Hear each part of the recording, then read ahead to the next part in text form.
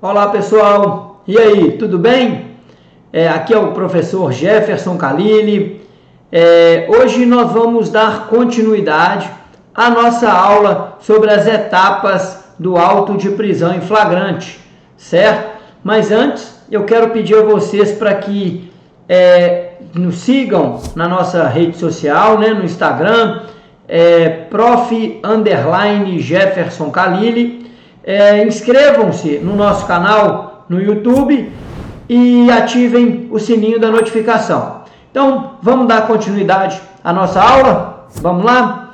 Vou abrir aqui os slides para a gente começar. Nós falamos na aula passada, né, das etapas do auto de prisão em flagrante, paramos na letra D e agora vamos dar continuidade falando da letra E, em que não deve ser admitida em hipótese alguma a transferência do preso pelo condutor a terceiro que não tomou parte da detenção. O que isso significa? Aquela pessoa que efetuou a prisão em flagrante, seja o civil ou seja o agente da polícia, tanto polícia civil, militar ou polícia federal, ele não deve entregar aquele preso a terceiro para que esse terceiro apresente o preso ao delegado. Não, isso não é permitido pela nossa legislação. Aquela pessoa que efetuou a prisão em flagrante deve ser a mesma que apresente o preso à autoridade policial. Sendo vedada essa chamada prisão por delegação, ou seja, a pessoa prende e entrega para outra pessoa apresentar esse preso ao delegado. Somente o condutor, qualquer que seja, policial ou não, pode fazer a apresentação, como eu acabei de dizer agora. Evidentemente, se o policial atendeu a ocorrência, ajudou a efetuar a prisão, ele pode assumir a condição de condutor, ou seja, na viatura lá tem 3, 4 policiais, não precisa ser efetivamente aquele que prendeu, que segurou, vamos dizer assim, né? Vamos dar esse exemplo, não precisa ser aquele que segurou o preso, mas aquele policial que estava naquela viatura, naquele momento, ele pode ser sim o condutor, correto? Entendidos? E vamos passar para mais uma etapa. Após a oitiva e dispensa desse condutor, né, dessa pessoa que efetuou a prisão, após o delegado ouvir essa pessoa e dispensar, e essa pessoa vai ser dispensada, né, o condutor vai ser dispensado mediante o fornecimento do recibo de entrega do preso. Vamos só fazer um parênteses aqui. O que é esse recibo de entrega do preso? É uma garantia principalmente para o policial que efetua a prisão, de que ele entregou aquele preso, aquela pessoa, para o delegado. Porque vamos supor que essa pessoa, a título de exemplo, essa pessoa fuja da delegacia. O policial militar vai ter um documento: olha, eu entreguei o preso ao delegado, ele não fugiu na minha responsabilidade. Então o policial militar vai estar isento dessa responsabilidade. Quem vai ser responsável por essa fuga vai ser, né, a polícia civil, nesse exemplo que eu estou dando. Então, após essa oitiva e dispensa desse condutor, com o fornecimento de recibo de entrega do preso, vai ser ouvidas as testemunhas.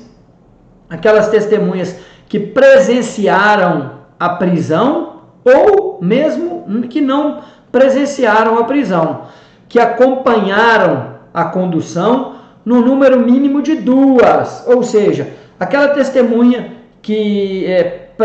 testemunha presenciais ou não, que acompanharam a condução do preso, no mínimo de 2, admitindo-se, porém, que o condutor funcione como primeira testemunha. Vamos dar um exemplo, o que acontece muito.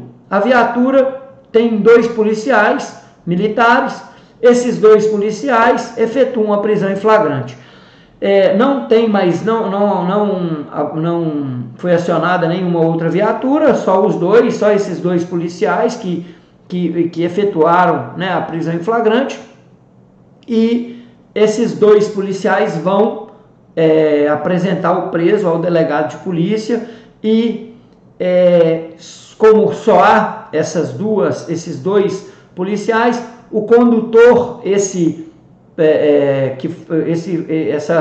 policial que prestou o depoimento como condutor, ele vai servir também como testemunha. Então pode ser o condutor e uma testemunha, ok? Admitindo-se, aqui vamos terminar de falar, admitindo-se, porém, que o condutor funcione como primeira testemunha, o que significa a necessidade de ser ouvido além dele somente mais uma testemunha. Eu acabei de explicar. No caso de crime de ação privada ou ação penal pública condicionada à representação do ofendido, deve ser procedido, quando possível, a oitiva da vítima. Entenderam? Então, nos casos, a gente sabe que existe ação penal de iniciativa privada, ação penal pública incondicionada e ação penal pública condicionada à representação da vítima. Então, no caso de ação penal de iniciativa privada ou no caso de ação penal ação penal pública condicionada à representação, sempre que possível vai ser tomado o depoimento da vítima. Então, após cada depoimento serão colhidas as suas respectivas assinaturas. Então, todas as testemunhas após o depoimento vão assinar, né, o termo de depoimento. A testemunha lançará sua assinatura logo em seguida ao seu depoimento em termo próprio, devendo imediatamente ser liberada. Entendidos? Combinados? Vamos passar para o próximo? Na falta dessas testemunhas presenciais da infração, né, dessa prisão em flagrante, ou seja, por exemplo, só um policial ou só uma pessoa prendeu esse indivíduo em flagrante, levou até a delegacia. Na falta dessa testemunha presencial que presenciou, né, a prisão, deverão assinar o termo com o condutor pelo menos duas pessoas que tenham testemunhado a apresentação do preso à autoridade. Essas testemunhas são chamadas de testemunhas de apresentação, instrumentais ou indiretas, cujo depoimento serve apenas para confirmar a apresentação do preso para a formalização do auto. O que significa essas testemunhas, a testemunha de apresentação? A testemunha de apresentação, ela não presenciou fato nenhum, ela não presenciou absolutamente nada em relação ao crime. Ela só presenciou o momento em que o condutor entregou, levou o conduzido, a pessoa, né, que praticou o crime, ao delegado de polícia. Mais nada. Essa testemunha serve para constar no processo que ela viu essa entrega e para formalizar o auto de prisão em flagrante, né, o APF. Pessoal, uma outra etapa muito importante é o condutor, testemunhas serão inquiridas separadamente, ou seja, o delegado de polícia vai ouvir primeiro o condutor, depois uma testemunha, depois a segunda testemunha, caso haja, né, uma segunda testemunha, e elas serão inquiridas separadamente. O delegado vai ouvi-las uma longe da outra. Ele vai ouvir e colocar, né, constar esse depoimento em termo próprio e separado uns dos outros, reunindo-se tudo ao final, no momento da formação do APF. Ou seja, o delegado vai ouvir uma testemunha, imprime aquele depoimento, a testemunha assina e guarda a folha. Ouviu outra testemunha, imprime e guarda a folha, né? O primeiro lá no condutor, ouviu do condutor, o primeiro que é ouvido é o condutor, ouviu o depoimento do condutor, assinou, o condutor assinou, libera o condutor, guarda o termo. Então, esses depoimentos são feitos separadamente, entendidos? Assim, cada uma dessas partes poderá ser dispensada logo que encerre a sua oitiva. Então, cada um que foi ouvido pode ser liberado. Entendidos? Até aí, vamos para o próximo? Pessoal, uma etapa muito importante. O que nós acabamos de falar agora há pouco? As testemunhas serão ouvidas separadamente, não foi isso? Então, a outra etapa é a autoridade policial, ela deve zelar para que as testemunhas fiquem incomunicáveis entre elas, de sorte que uma não ouça o depoimento da outra, assim como não deverá ser permitido qualquer contato entre o condutor ou testemunha que já tenha falado e aquelas que aguardam a inquirição, preservando-se deste modo o correto esclarecimento dos fatos. O que isso significa? Para que não haja contaminação de um depoimento, né, do depoimento de uma testemunha para outra testemunha, o delegado deve preservar, né, a individualidade. Ele vai ouvir cada testemunha individualmente e assegurar que a outra testemunha não ouça o depoimento daquela testemunha que está ali prestando seu depoimento. Entendidos? Em seguida, a próxima etapa em seguida a oitiva das testemunhas, ele vai proceder com o interrogatório do acusado sobre a imputação que lhe é feita. Ela está lá previsto, lá no artigo 304 do CPP. Por último, vai ser interrogado o réu, né? O acusado, desculpe. Então, por fim, o acusado vai ser ouvido, devendo o delegado, na autoridade policial, vai alertar sobre o seu direito constitucional de permanecer em silêncio.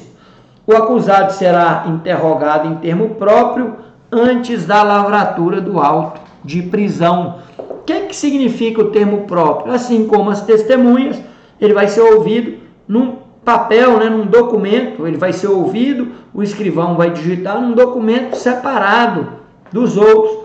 Após a oitiva, né, do acusado, vai ser impresso aquele documento e o acusado vai assinar aquele documento. Entendidos até aí? Vamos para o próximo?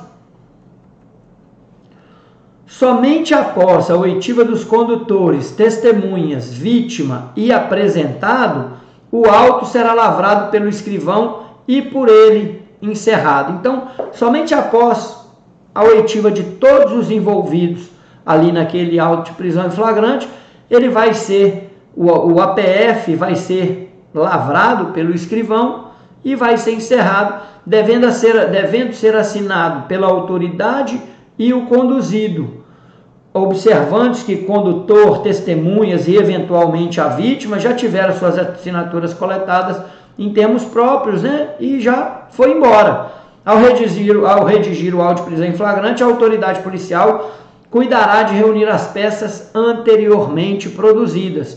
Então, quem vai assinar o APF todo?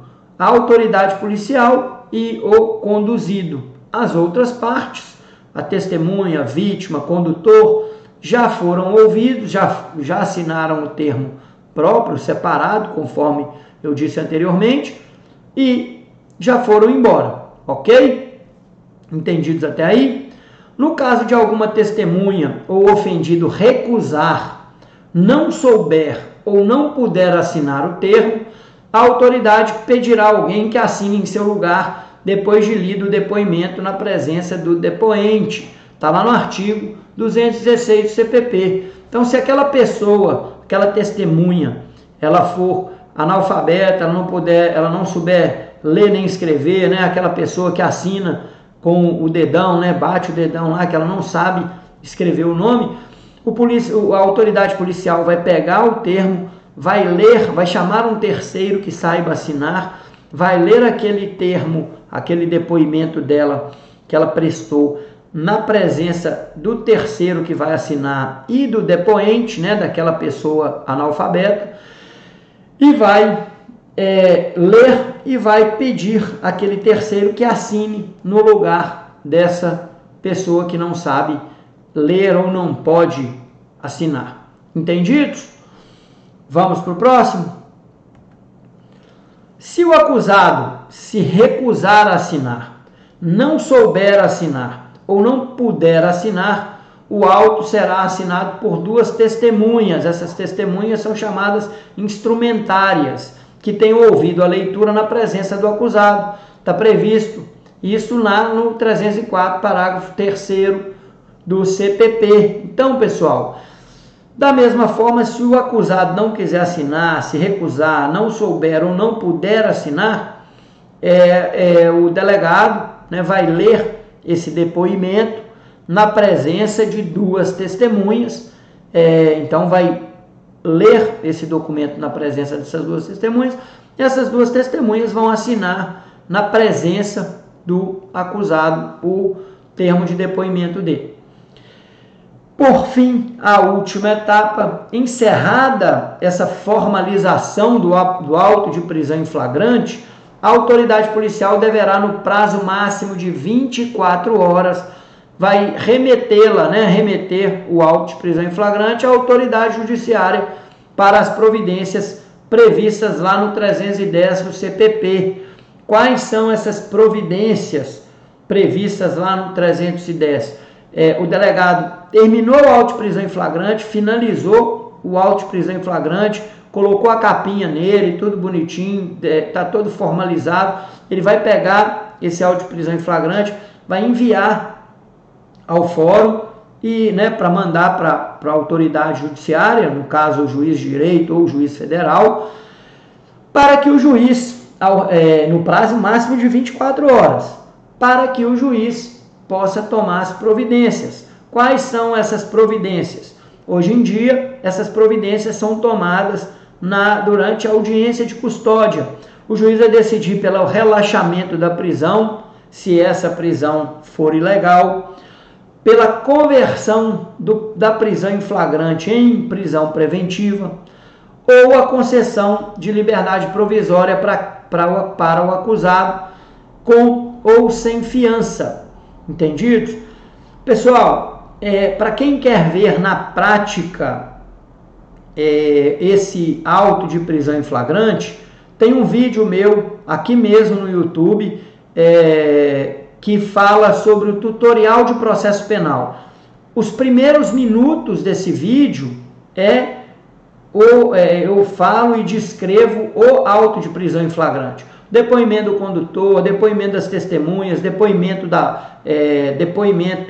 do acusado. Então, tem, inclusive, o material vai estar, né, naquele vídeo que eu falo do tutorial, o material vai estar embaixo, vai ter um link com o processo criminal, tem um processo penal lá.